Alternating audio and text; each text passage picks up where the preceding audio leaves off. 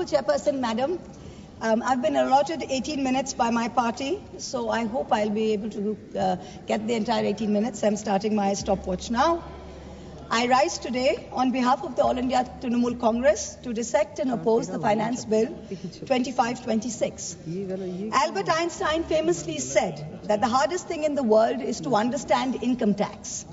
Similarly, we find it very hard to understand why this government's taxation policy continues to widen the stark divide between the two Indias. A Kuber's India for the elite and the privileged, and another, Vishwakarma's India, for the masses who are bearing the brunt of this government's economic mismanagement. We have just finished the spectacle of the Mahakumbh, with faith drawing millions to the holy Sangam at Prayag. The government is patting itself on its back for organizing the grandest spectacle that humankind has ever seen. It is a small concern that the same UP government who was unable to count the number of deaths in the Kumbh stampedes and give the country a number was magically able to insist that precisely 63 crore people had bathed in the river. Now 63 crores is the entire adult population of India, which statistically implies that every single one of us sitting here has bathed in the Kumbh. I certainly haven't bathed in the Kumbh.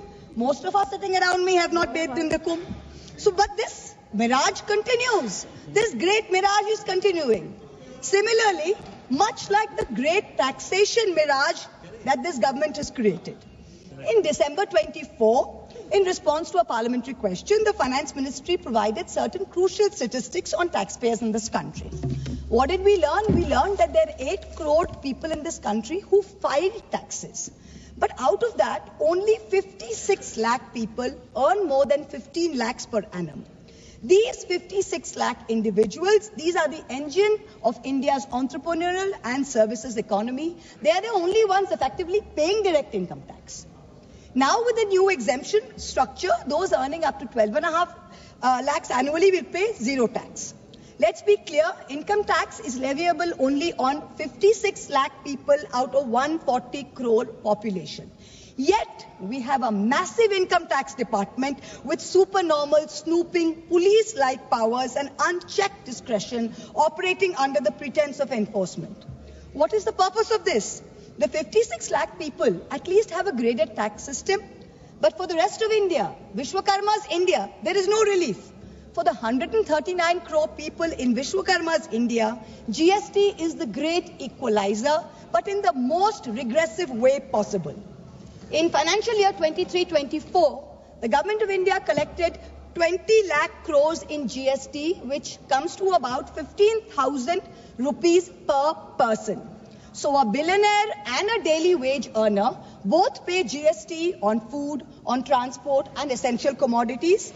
The government has done nothing to alleviate this burden.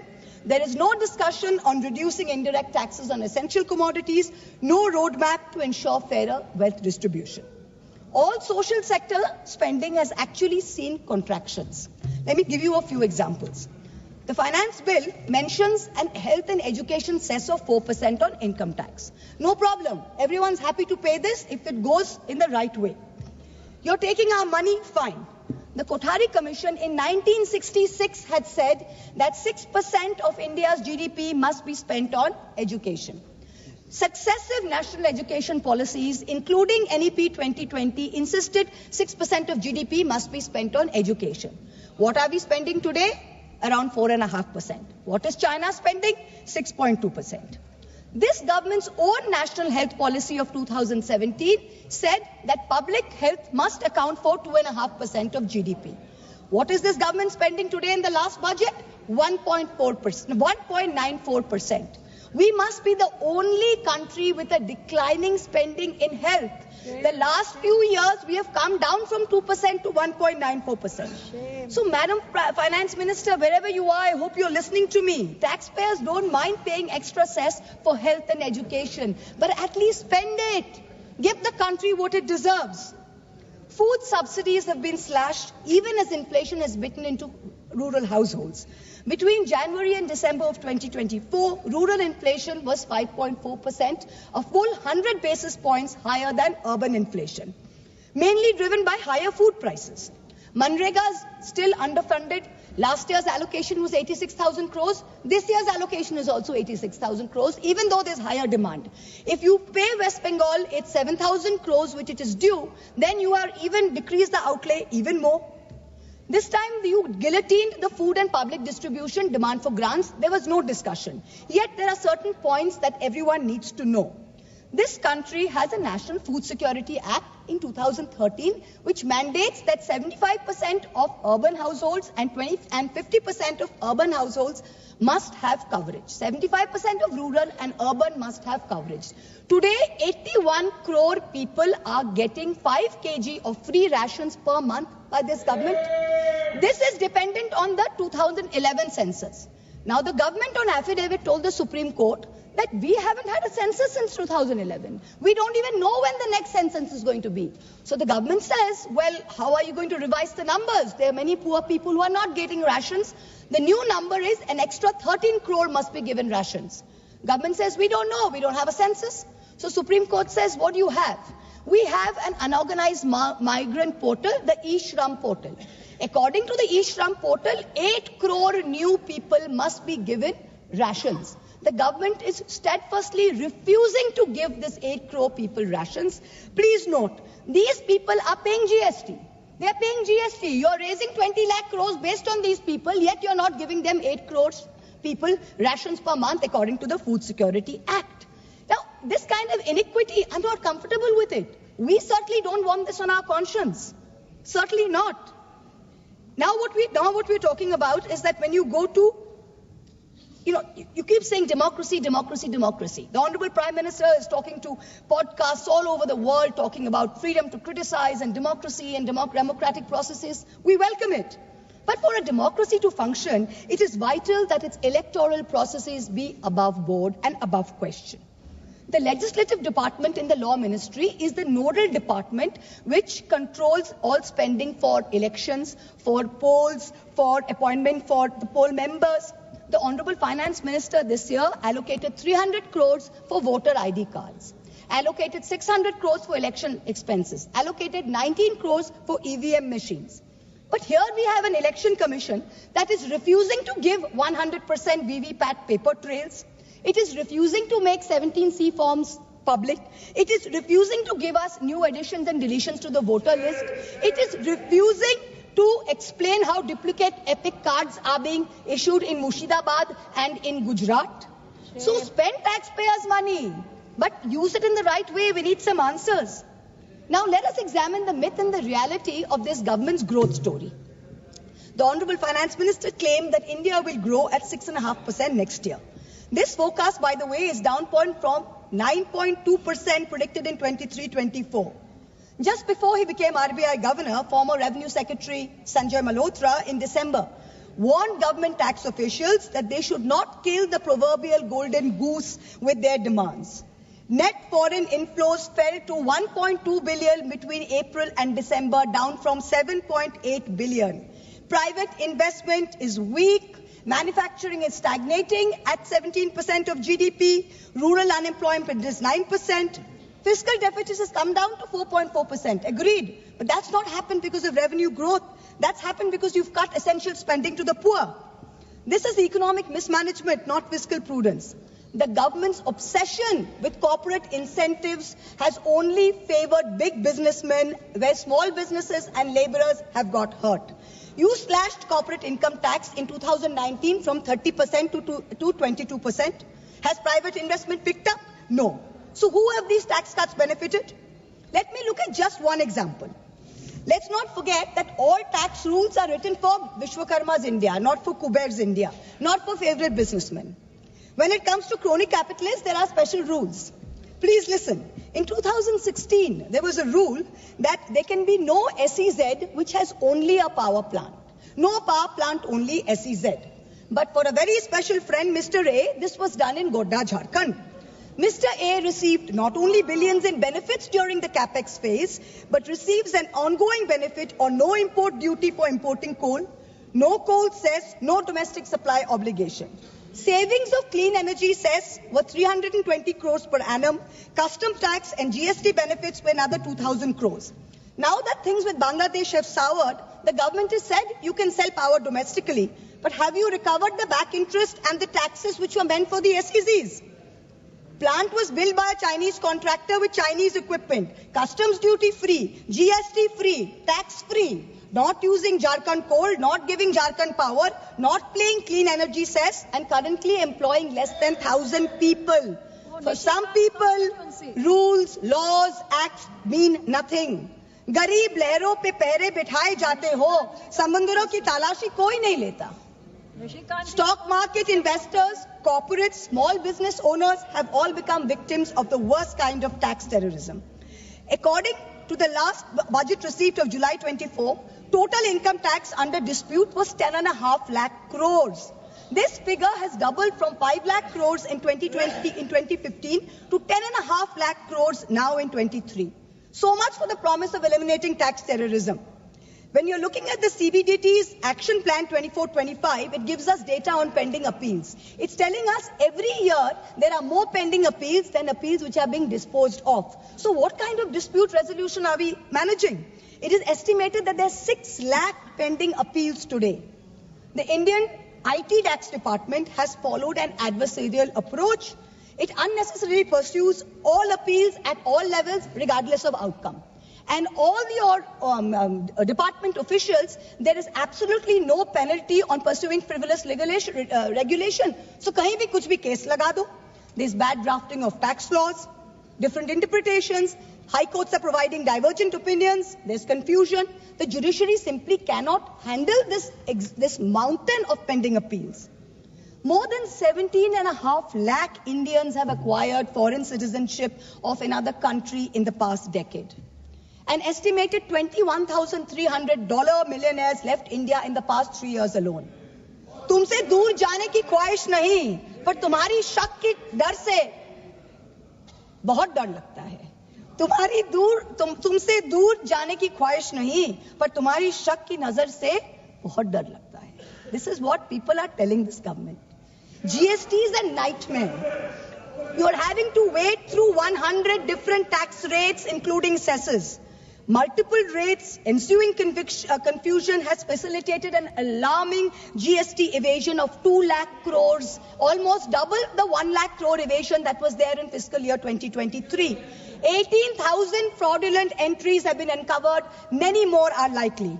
Senator Barry Goldwater, the Republican senator in the United States, famously said that the Income Tax Act has created more criminals than any other act of government. This is really proving true in India's case. Honorable Chairperson, the government's draconian taxation policies have turned our stock market into a breeding ground for tax uncertainty. Let's examine the facts. They're mind-boggling. 2004, capital gains tax eliminated, replaced by a 0.1% securities transaction tax. 2018, BJP government reintroducing 10% long-term capital gains tax. 2024, this long-term capital gains hiked to 12.5%. Short-term capital gains increased from 10% to 15% in 2018 to 20% in 2025. Securities transaction tax hiked by 60% in 2024.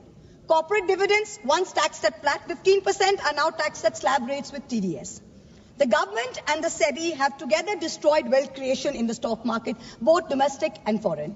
When you have Europe, when you have the US, you have Singapore, who are aggressively attracting investors, we are driving them away with policy arrogance and excessive taxation.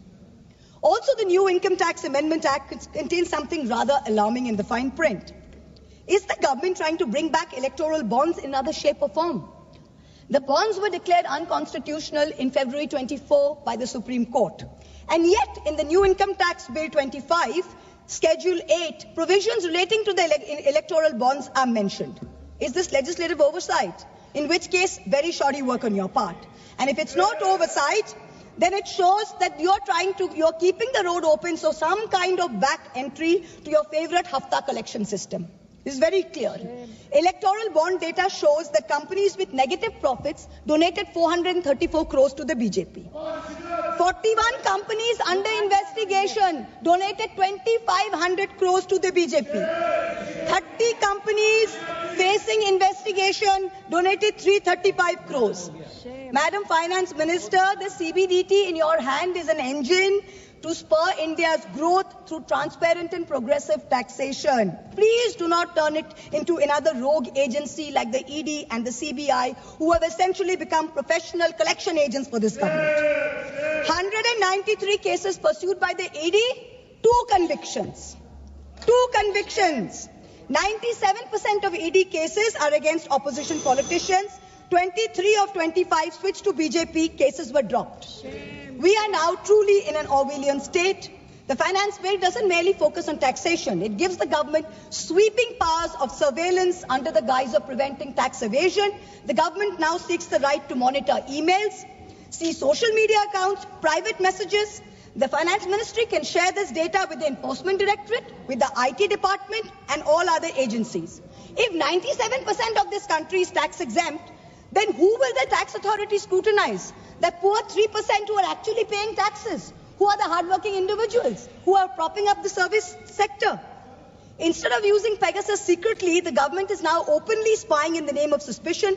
The new income tax law enables the sharing of information across 10 government agencies. Is this the government's idea of respecting tax-paying citizens who are funding its coffers?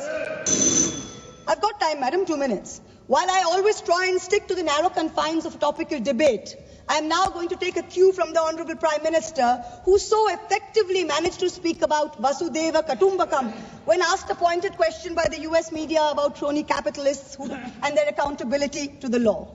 So I too am digressing to speak on an issue which has immense controversy and intrigue attached.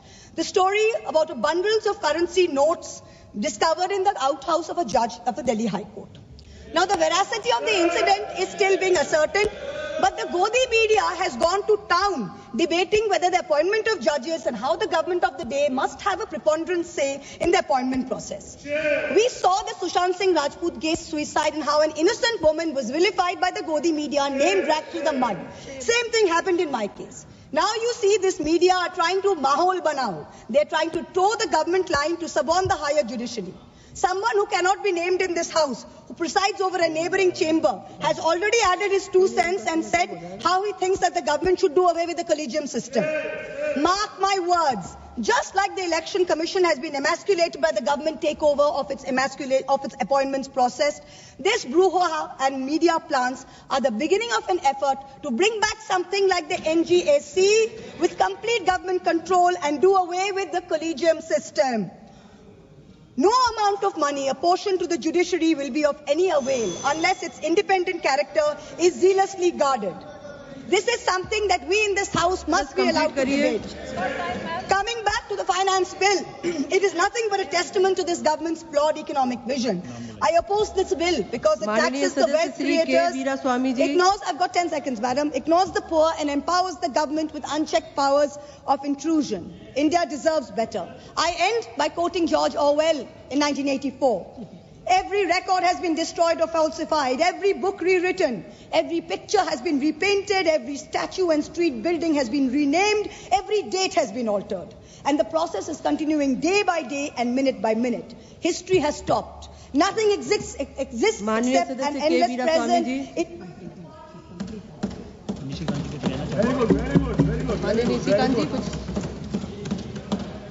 Rule है. Thank you very much, madam. Point of order है.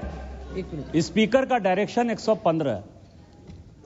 वो ये कहता है कि कोई भी माननीय सदस्य यदि कोई आरोप लगाते हैं, एक बड़ा आरोप उन्होंने ईडी और सीबीआई पर लगाया कि वो सरकार की तरफ से जो है पैसा कलेक्ट करते हैं.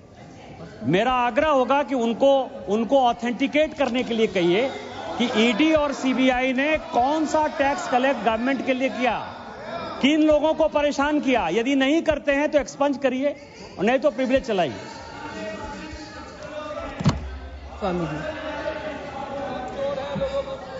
Thank you very much, madam, for giving me an opportunity to speak on this Finance Bill 2025.